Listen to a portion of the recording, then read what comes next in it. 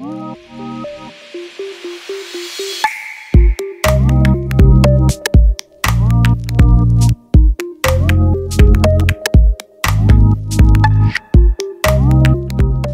beaucoup pour l'invitation et la chance de pouvoir présenter qu'est-ce qui est Art Recognition. Je m'appelle Christiane Oppeöl, je suis la cofondatrice de Art Recognition. C'est une start-up suisse qui aide à l'évaluation de l'authenticité des œuvres d'art grâce à l'intelligence artificielle. Et j'aimerais d'abord vous raconter comment tout a commencé. Alors Karina et moi, nous avons des formations scientifiques. Moi-même, je suis mathématicienne. Karina, elle a un doctorat en physique. Et nous travaillons dans des banques sur des modèles de risque, de pricing. Quand une amie qui est historienne de l'art nous a raconté des problèmes des faux dans le marché de l'art. Et nous sommes vraiment tombés des nues. On ne savait pas du tout qu'il y a ce problème, qu'il y a des gens qui disent qu'il y a 50% du marché qui est faux ou misattribué. Je ne sais pas si ces chiffres sont vrais, mais c'est vrai qu'il y a des faux et qu'il y a des problèmes. Par exemple, la Knoedler, la galerie à New York, qui était en existence depuis 165 ans, c'était vraiment une galerie super connue. Et eux, ils ont fait faillite à cause des faux. Alors, il y a un problème. Et on s'est demandé, mais pourquoi il n'y a pas un programme qui peut détecter les faux? Parce que ça, c'était un peu comme nous, on travaille, on développe des programmes pour résoudre les problèmes.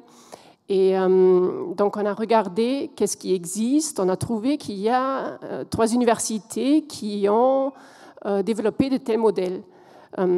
Chez Rutgers, Duke et Tilburg, ils avaient mis en point des méthodes qui arrivent à attribuer l'auteur d'une œuvre. Et donc, on l'a implémenté, on a regardé sur des faux connus et ça a marché. Alors, on est allé plus loin. Je vais vous donner quelques exemples de tout au début. Alors, comment on a commencé de tester notre algorithme. Beltraki, c'est un faussaire très connu. J'imagine que beaucoup d'entre vous le connaissent. Il est de l'Allemagne, mais il habite maintenant à Lucerne. Il est assez célèbre. Il a fait des faux. Il a réussi à les vendre pendant des décennies. À droite, vous voyez Max Ernst. Alors ça, c'est apparu sur la une du catalogue de vente en chair de Christie's en 2006. Chez nous, ça sort comme 85% de faux. Et là, c'était vendu comme un Max Ernst. Sur la gauche, vous voyez quelque chose de similaire, Max Pechstein. Il était aux ventes en chair en 2003, mais finalement, 95% faux.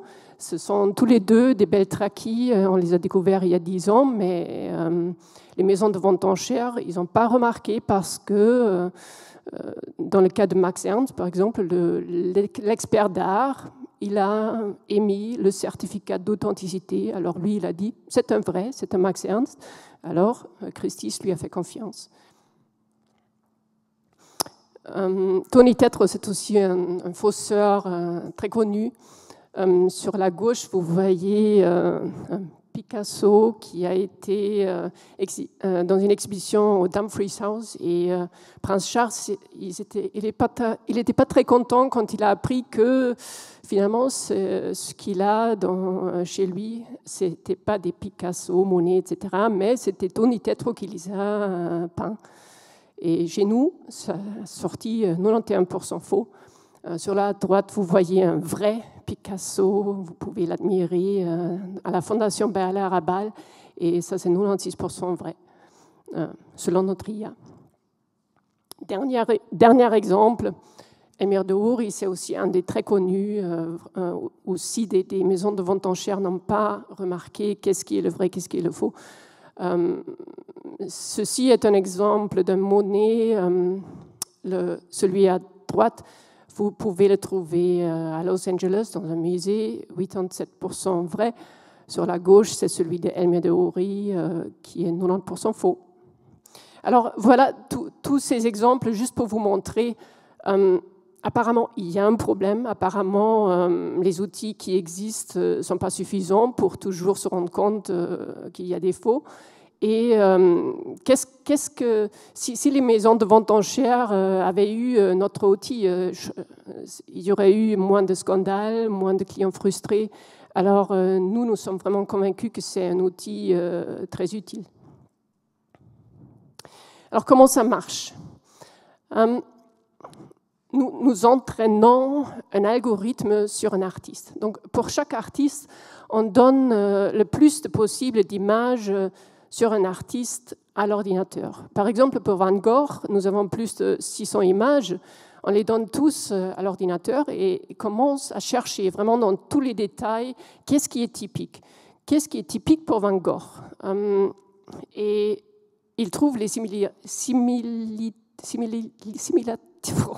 il trouve tout ce qui est similaire.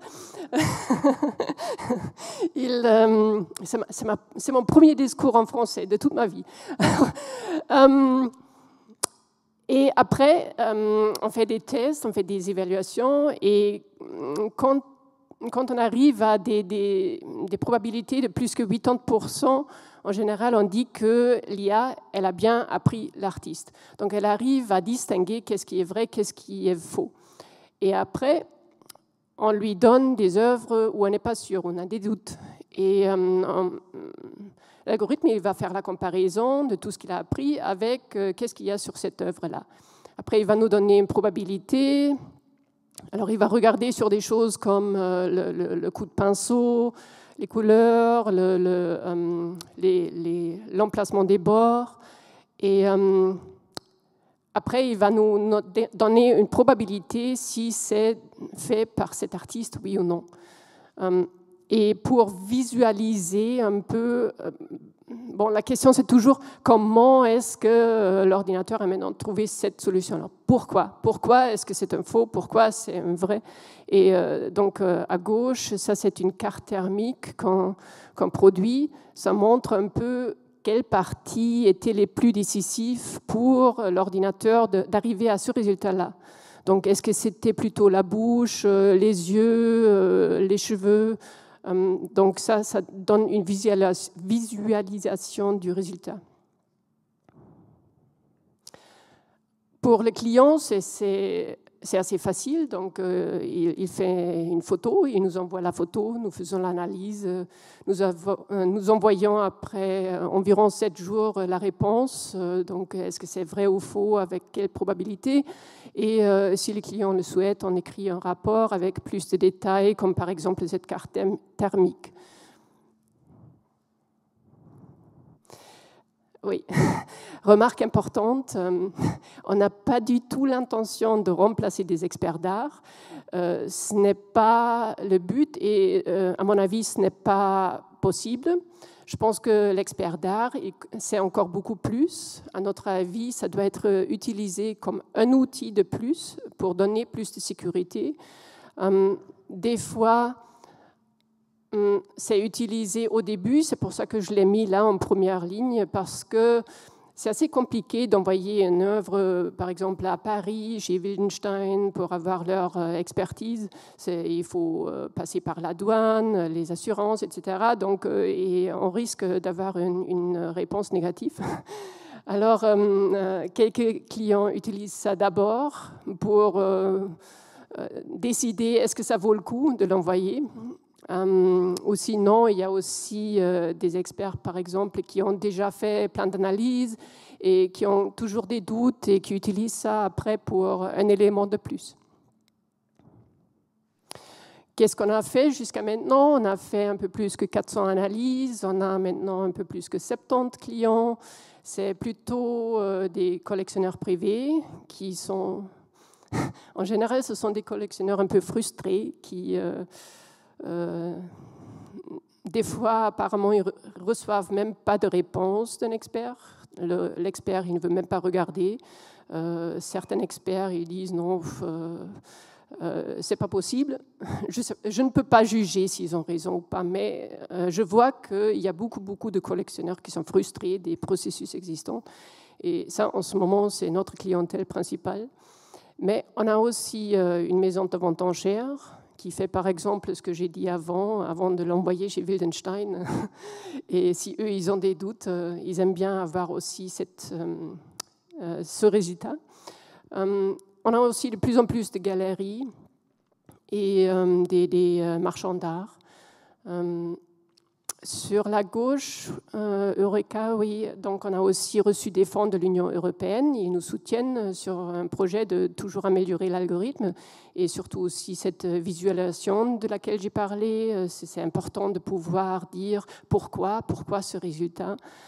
Donc on travaille ensemble avec Tilburg University, ça c'est une des 3 que j'ai mentionnées au début. Ils font des modèles comme ça depuis plus que 20 ans. Et c'est super de les avoir. Et là, nous avons aussi enfin envoyé notre article à un journal scientifique. C'est une question qu'on a reçue pendant des mois. Mais ce que vous faites n'est pas publié, donc c'est louche, on ne sait pas qu'est-ce que ça vaut. Et là, on a envoyé cet article et il est maintenant en peer review et on espère que ça va être publié au début de l'année prochaine. Les artistes, on a un peu de tout. On a des old masters impressionnistes, des artistes modernes, contemporains. Oui, c'est un peu de tout. Ce qui est la limite pour nous, d'un côté, c'est combien d'images est-ce qu'on peut trouver. Parce que si un artiste n'a pas fait assez d'œuvres, c'est difficile. On n'essaye pas en général. Par exemple, Da Vinci, on n'essayerait pas déjà parce que apparemment il n'a fait que 8 œuvres vraiment lui-même. Et donc ça, c'est pas du tout suffisant. Mais l'autre problème avec Da Vinci, c'est un problème de tous les old masters. C'est d'abord, c'est pas sûr qu'est-ce qu'ils ont vraiment fait. Et pour entraîner notre intelligence artificielle, il faut être sûr que ça c'est vraiment fait par lui. Et les old masters, des fois, ils ont travaillé ensemble avec d'autres, avec des étudiants. Et donc ça c'est un vrai problème, mais aussi les restaurations. Donc ça peut avoir un effet sur le résultat. Avec qui on travaille ensemble, qui est-ce qui nous soutient. Donc à droite, vous voyez quelques experts d'art qui travaillent avec nous.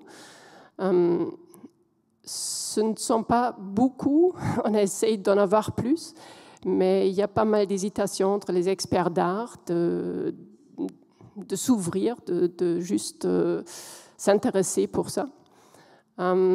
Après, à part de l'Union européenne, on a aussi Microsoft for Startups. Donc ça nous aide beaucoup parce qu'on a besoin de beaucoup de puissance informatique pour pouvoir lancer tous les calculs. Et ça, donc pour 250 000, on peut faire ça quasi gratuitement chez eux.